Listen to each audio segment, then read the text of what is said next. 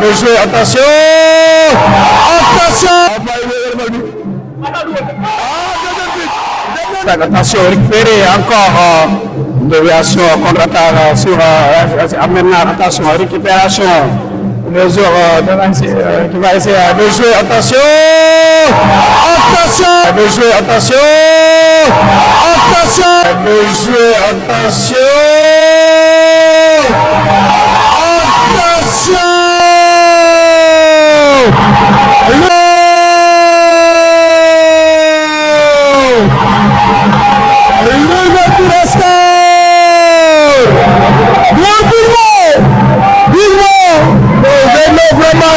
Vraiment vite, marqué par l'intérêt de Rizatol. Mais vite nous avons le point de Rizatol. C'était un minute mal de Rizatol. Nathan a permis on connaît Nathan. On va pas nous visible. On va pas nous visible. On va pas nous visible. Non, c'est très bien excellent. Excellent but. 1 but à 0. Donc il reste 4 minutes temps additionnel.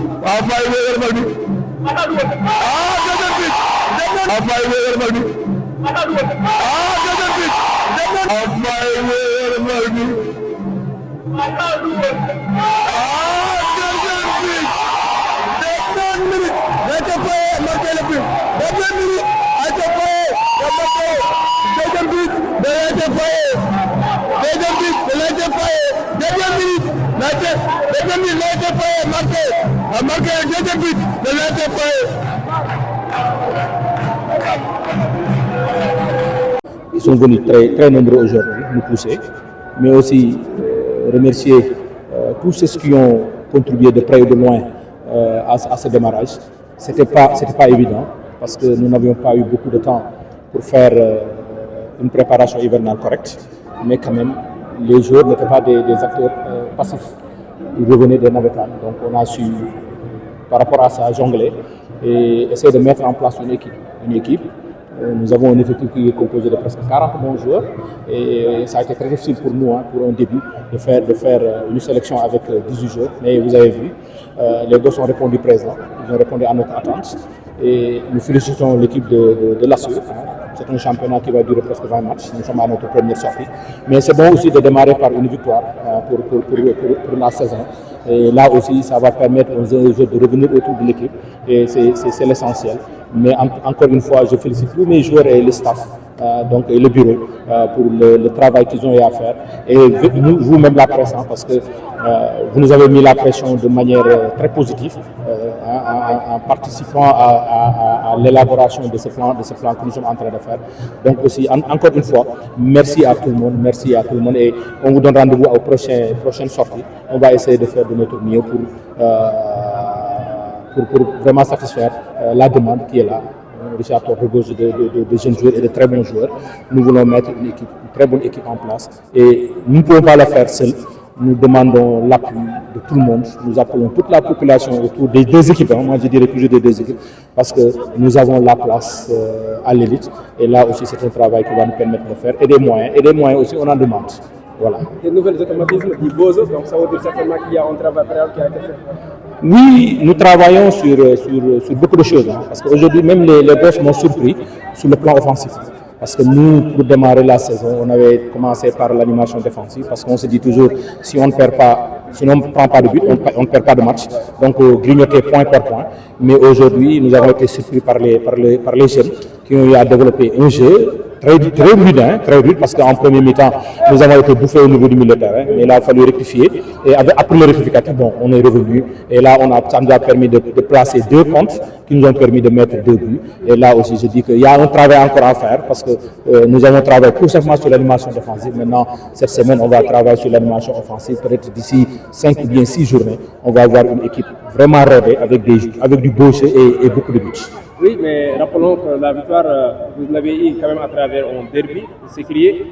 Donc, quelle doit être la mentalité que vous devez préserver quand même pour les futurs matchs? Bon, même chose, parce que vous savez, ce championnat-là, c'est pratiquement comme les navétanes.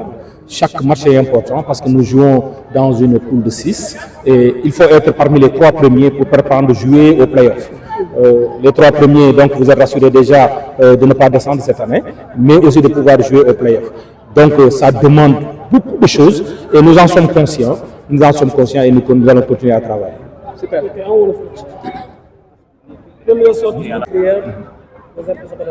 waaw dañuy sant yàlla bu baax di julli ci yonent bi sallallahu alayhi wa sallam di remercier li nga xam ne mooy population Richard Toll yëpp li nga xam ne jàpp nañ ci li nga xam ne mooy match bi parce que tey boo gisee nit ñi ñëw nañu parce que ñaari équipe Richard Toll ñoo doon joué beneen bi aussi di remercier li nga xam ne mooy sumay joueurs ak staff technique bi ak le bureau yi nga xam ne ñoom ñëpp jàpp nañ ci ak ñeneen ñi nga xam ne jàpp nañ ci match bi quoi parce que xam nañu ni foyer actuellement nous démarrons avec 0 franc mais boo gisee tey je pense que tey lu bare am na nit ñi ñoo ñu jàppale bu dee ci li nga xam ne moom mooy wàllu xale yi aussi am nañu équipe am nañu groupe boo xam ne ñu ngi fi groupe bi tamit ñi ngi commencé ñi ngi liggéey démarré nañ liggéey même bu fekkee dafa ñu préparation hivernale bu baax mais xale yi jóge nañ ci nawetaan donc am na lu ñu indaale loolu la ñu jéem a def ak li nga xam mooy engagement bi nga xam ne moom moo nekk ci jour yi loolu moo ñu permettre tey ñu am équipe boo xam ne indi nañ ko tey boo xoolee li nga xam ne moom mooy début match bi aussi au niveau du militaire amoon nañu quelques soucis mais on a su rectifier ci li nga parce que loolu sax dafa bari suñu ay joueurs yoo xam ne dañu blessé parce que ci biir entraînement yi nous avons perdu presque 6 à 7 cadres yoo xam ne nekkuñu fi mais aussi que cette équipe là c'est une nouvelle équipe en reconstitution parce que tey bu ñu la waxee ni équipe bi joué ni am na 7 éléments yoo xam ni 5 yi sont au niveau de la suite yi nga xam moom la ñu dajal tey y a 2 qui sont au fierté ñi nekk ci fierté de Mbacké donc c'est pour dire que équipe la bu bees boo xam ne dañ koy defar mais am na ñoo xam ne ñoo fi nekkoon tey bu ngeen xoolee tey on a eu 8 arrivées dont des gosses yoo xam ne ci nawetaan la ñu jógee directement ñëw c'est pour dire que l'équipe est ouverte on essaie de mettre les meilleurs te yaakaar naa ne loolu aussi ci la ñuy continuer di liggéey pour indil benn satisfaction à la population de Richard Toll.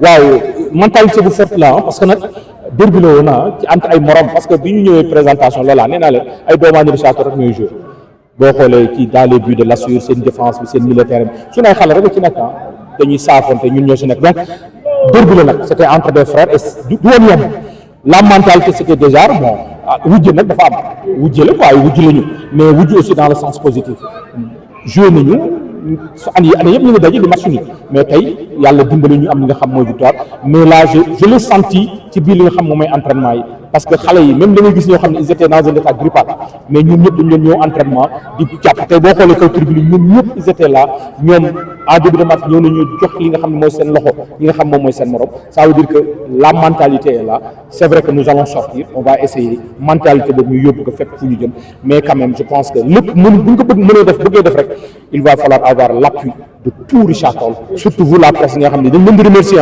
parce que gis nañu pression bi ngeen ñu teg mais pression positive laa koy tuddee parce que à travers li nga xam ne moom mooy vos publications def ngeen tey jaay ngeen match ba match bi yëpp ñëw ñun aussi teg ngeen ñu pression boo xam ni nous devons faire un bon championnat et ñi ngi ñaan yàlla may ñu def un très bon championnat dugg nañ ci nag parce que championnat dafay neex nga dugg ci ak li nga xam ne moom mooy victoire comme dugg nañ ci ay victoire dañuy ñaan yàlla continuer loolu mais loolu aussi c'est pas ñaan yi tàllal loxo rek il va falloir continuer à travailler dur et à partir de demain on va reprendre li nga xam moom mooy les entraînements pour préparer notre sortie vers Matam. Merci sama gars merci. Attention. Attention!